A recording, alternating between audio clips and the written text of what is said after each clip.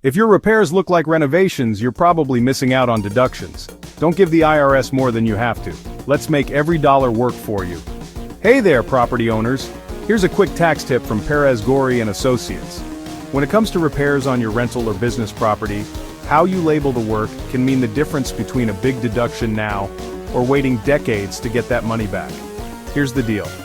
Repairs can usually be deducted right away. Think fixing a leaky faucet or patching a roof, but improvements like a brand new roof have to be depreciated over many years. That's a long wait for your cash. Let me give you a real-world example. A landlord spent over $6,000 fixing up a 4-unit building. Some repairs, some upgrades.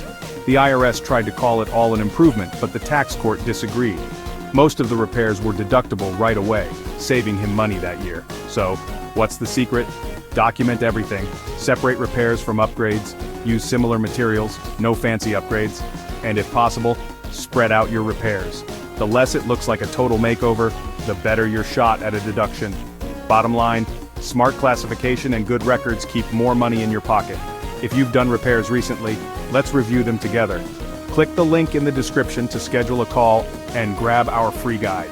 At Perez Gori and Associates, we believe smart planning today means bigger savings tomorrow.